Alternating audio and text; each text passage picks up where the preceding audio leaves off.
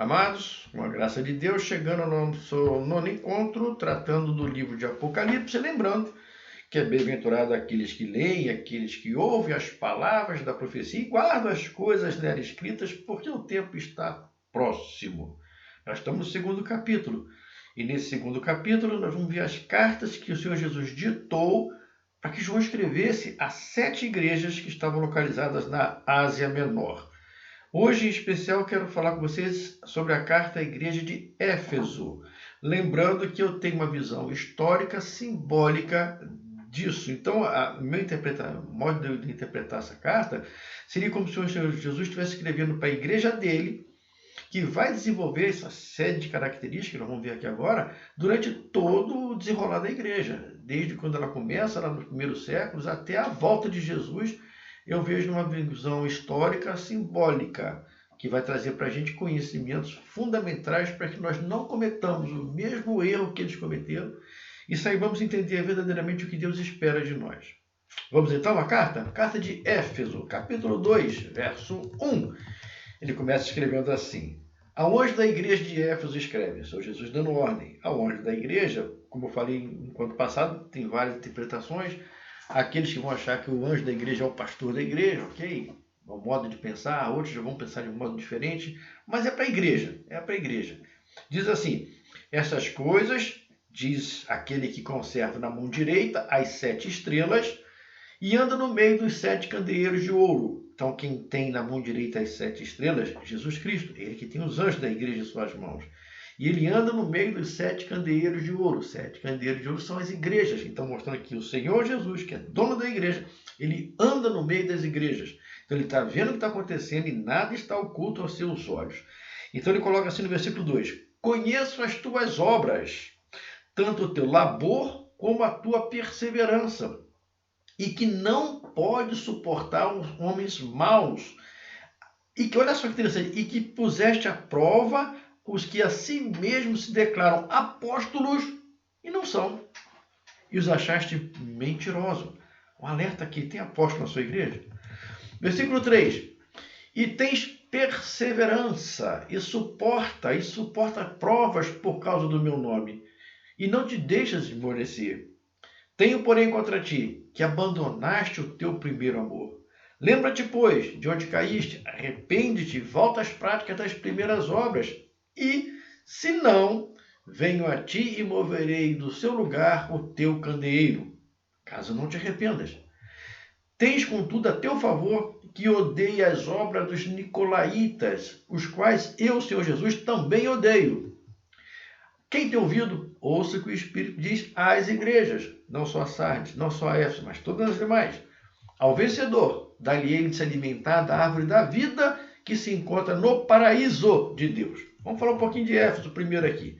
Cidade importante nessa época, muito importante, cidade muito rica nessa época. Era uma das mais ricas da Ásia Menor. Tinha um porto fabuloso, era a entrada da Ásia Menor. Então o comércio ali era muito forte, havia muito dinheiro. Nessa cidade rica e próspera tinha um templo à deusa Diana.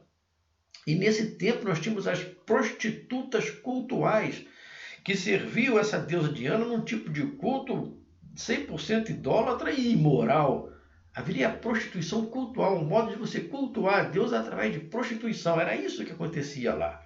E a igreja cristã está ali, nesse meio, inserida nesse meio, onde existia muito dinheiro, existia abundância de mercadorias por causa do porto, e existia também um culto a uma divindade pagã, onde tudo girava em torno do sexo, da imoralidade. Aí Jesus manda João escrever essa carta e vai alertar que ele está vendo o que está acontecendo. Está vendo a perseverança na sã doutrina, os irmãos permanecerem na sã doutrina, mas também o esfriamento do primeiro amor. Então Jesus começa destacando 3 pontos positivos da igreja. O primeiro ponto positivo é a fidelidade na doutrina. Por mais atrativas que fossem as novidades, eles se mantiveram firmes na sã doutrina. Não deram ouvido às invencionices humanas. Não deram ouvido às heresias, aquelas que João já brigava desde as suas primeiras cartas.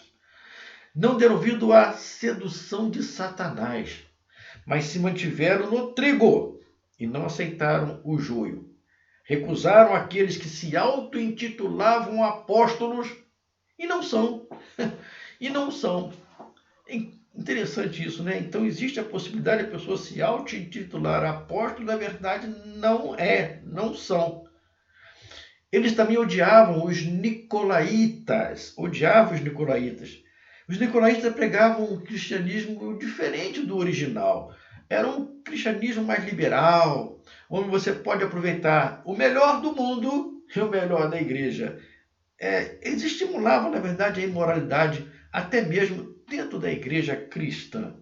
A igreja odiou esses ensinos, tão quanto Jesus também odiou. Então Jesus fala, tenho a seu favor que vocês odeiam as obras dos nicolaítas, como eu também odeio.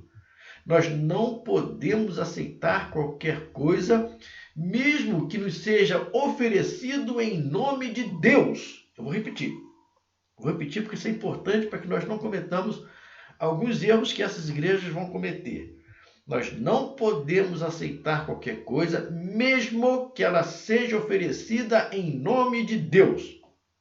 O elogio de Jesus é porque eles se mantiveram ao que lhes foi ensinado tanto por Jesus e depois através dos seus apóstolos, dos seus 11 apóstolos, depois 12. Mas se mantiveram firmes naquilo que eles ouviram dos apóstolos, que ouviram de Jesus. O problema atual, ao meu ver, é que muitos cristãos não estão dando tanta importância ao estudo da palavra de Deus. Vou explicar por quê. Porque preferem deixar com que outros façam isso. Afinal, meus dias são tão corridos, trabalho, casa, filho, estudo, é tanta coisa que eu tenho que dar conta, é tanta coisa que eu tenho que fazer. Que bom que tem alguém estudando a palavra, está estudando a Bíblia para mim, e de repente, numa quarta-feira ou num domingo, ele traz tudo mastigadinho para mim, aí eu só tenho que engolir e acaba engolindo o sapo. É verdade, e acaba engolindo o sapo.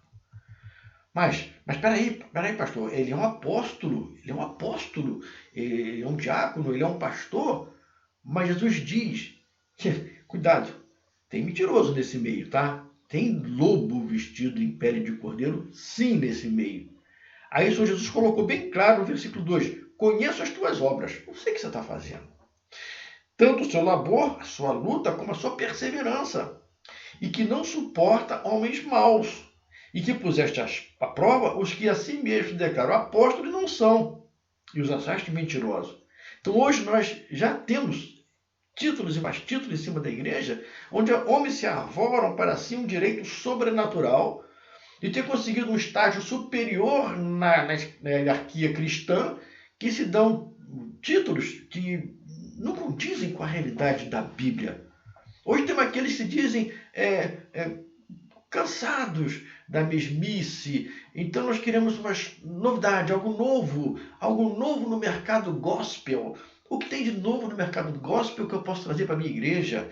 É pintar a igreja de alguma cor diferente? É trazer iluminação? É trazer alguma coisa sobrenatural? Fumaça? Alguma coisa? Trazer danças? Trazer alguma coisa? Temos que trazer isso. Mas isso não é ser fiel à sã doutrina. Isso não é ser fiel à sã doutrina. Mas Jesus está elogiando a perseverança. Vocês foram perseverantes naquilo que vocês aprenderam. E vocês estão firmes naquilo que vocês aprenderam. Então Jesus destacou a fidelidade. É ser fiel à palavra de Deus. Não a modismos, não a coisas que estão acontecendo que nós achamos bonito e queremos fazer na nossa igreja também. Não, vocês fiquem firmes no que vocês aprenderam, porque o que importa é o que vocês aprenderam, é o que está na palavra. O Senhor Jesus também vai elogiar o zelo com a obra de Deus. Então ele fala assim, conheço as tuas obras. O Senhor Jesus está falando, eu conheço as tuas obras. Aquela igreja, ela trabalhava, ela agia, ela não ficava só no discurso. Eles pegavam o arado e trabalhavam. Então os cristãos não eram apenas meros espectadores, eram trabalhadores na seara. Não ficava apenas preocupado em ouvir, passar 10, 20, 30, 40, 50, 60, 80 anos só ouvindo dentro de igreja. Eles aprendiam e trabalhavam, botavam em prática aquilo que eles aprenderam. O estudo da palavra. estudo da palavra. Eles estudavam, eles eram estudiosos da palavra, divulgadores do Evangelho do Senhor, fiéis testemunhas de Cristo onde quer que estivesse. Era importante isso aqui. Então o Senhor Jesus destaca a fidelidade, o zelo na obra e também a perseverança. Perseverança não na bonança, mas na tribulação. Eles estavam passando tribulação. O Império Romano estava ali em cima deles. O imperador exigindo ser adorado como o próprio Deus. E cristão não ia aceitar isso. Por isso que João está na ilha de Pátimo. Ele não se dobrou a isso, ele não aceitou render culto a homem. Daí foi preso lá em Pátimo. Esse cristão estava disposto a pagar o preço que fosse. Paga o preço que for para seguir a Cristo. Custe o que custar. Eles estavam dispostos a isso. Essa é a perseverança que Jesus está elogiando. Ser cristão hoje, na nossa geração, é fácil. E é fácil ainda, mais fácil ainda aqui no Brasil. Pode ser que pensamos assim, que aqui no Brasil a coisa é mais fácil, mas se você olhar na sua mídia, na sua televisão, você vai ver que em certos lugares a coisa é mais séria. Existem locais no nosso planeta onde existe uma certa desentendimento entre cristãos e protestantes de um modo mais acirrado. Tem também o desentendimento entre islâmicos e judeus, também de forma acirrada, em algum lugar desse planeta tem, nós sabemos disso. Mas aqui no Brasil, os nossos inimigos, vamos botar assim, se apresentam de forma bem diferente, através de sedutores, através da imoralidade dentro da igreja, através da corrupção que chega até os irmãos. Nós temos visto líderes que não aceitam ser questionados, dizem que eles ouvem a voz de Deus e até parece que o Santo dos Santos foi restabelecido para eles. Quando sobem ao púlpito, usam um versículo da Bíblia apenas para dar base àquilo que eles querem falar. Eles não pregam a palavra, mas usam a palavra de Deus como apoio para seus argumentos. A palavra de Deus precisa ser explicada. Essa é a função de um sacerdote, é explicar a palavra de Deus. A mensagem não é do sacerdote, a mensagem é de Deus.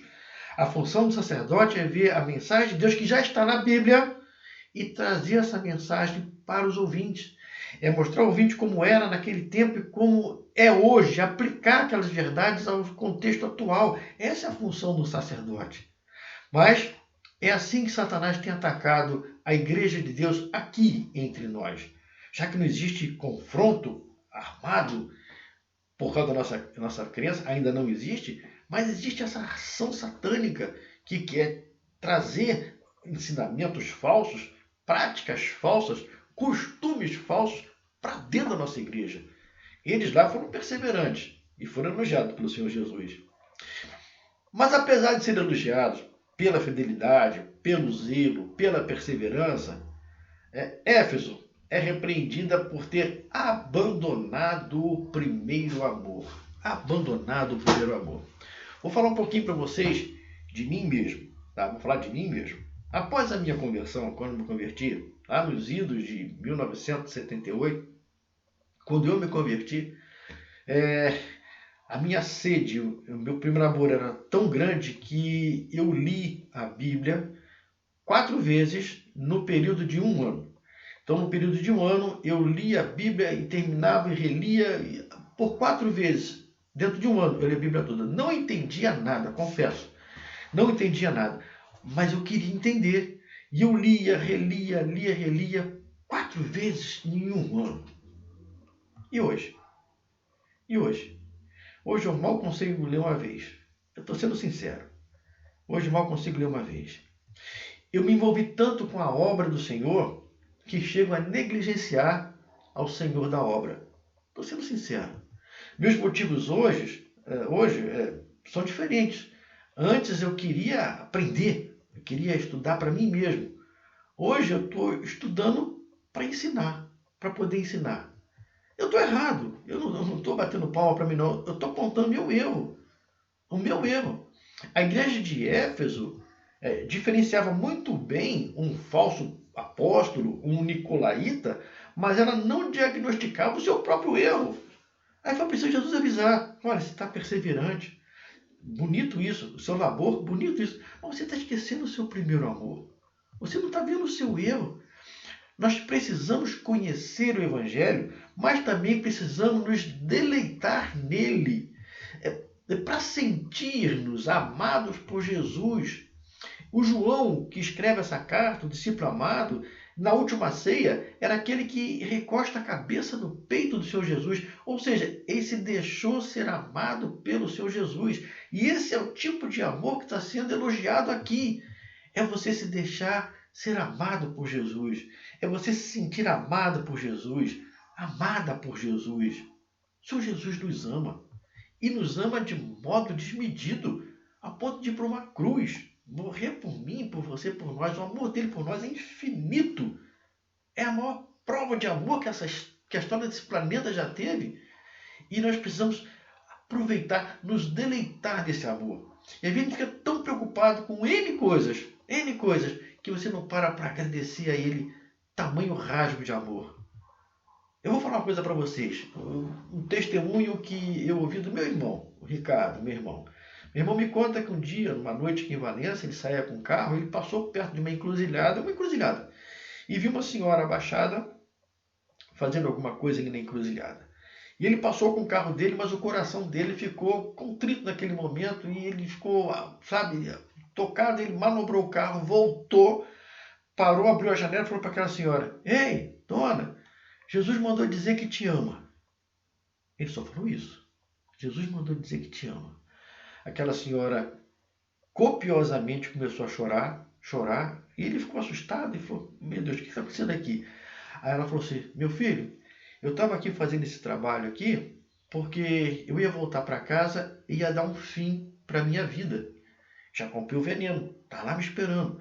Eu ia só chegar em casa agora, tomar esse veneno e ia morrer. E sabe, meu filho, por que eu ia fazer isso? Porque eu descobri que ninguém me ama. Agora você para o carro e fala para mim que Jesus me ama? Meu filho, eu vou chegar em casa e jogar o veneno fora. Agora eu sei que Jesus me ama. Jesus te ama. E esse é o amor, o primeiro amor, quando você se sente amado por Jesus, aceito por Ele, com todos os defeitos que nós temos, se sente acolhido por Ele, abraçado por Ele. Você se sente envolto em seus braços. Esse é um amor que nós não podemos esquecer nunca. Nós nunca podemos esquecer disso. Mas o Senhor Jesus é tão misericordioso que Ele nos dá a chance de recomeçar. Então Ele coloca assim: lembra-te, pois, de onde caíste. Arrepende-te e volta às práticas das primeiras obras. Está aqui. Não quero que você se perca. Não quero que você se martirize. Mas quero apenas que você se arrependa e volte a fazer aquilo que você fazia quando você me reconheceu, quando você me aceitou, quando você se deixou ser abraçado por mim. Aqui está um alerta para revermos nossas condutas hoje, nossa conduta cristã. Para valorizarmos esse amor de Deus. Esse amor de Deus que foi revelado na cruz, na crucificação do Cristo. Valorizar aquele que nos dá a garantia de ter vida eterna com Ele. Aquele que nos amou desde o momento da nossa conversão, quando nós vimos que Jesus é o Cristo. Caso contrário, ele botou: venho a ti e moverei o seu lugar no teu candeeiro. Se a tua luz não brilha, foi tirado do candeeiro. Fisicamente, a igreja de Éfeso não existe mais. Está em ruínas. A cidade também não existe mais. Está em ruínas. Sem amor, candeeiros têm sido removidos. Mães, olha só, a palavra do Senhor é forte. Ela fala assim: ao vencedor, dar-lhe-ei que se alimente da árvore da vida que se encontra no paraíso de Deus. Já pensou, você amado pelo Senhor Jesus, comendo do fruto da árvore da vida no paraíso de Deus? É isso que Ele tem reservado para você. É isso que tem reservado para nós. Vou parar por aqui. Em breve voltaremos para a segunda carta, a segunda igreja. Fique com Deus. Oi.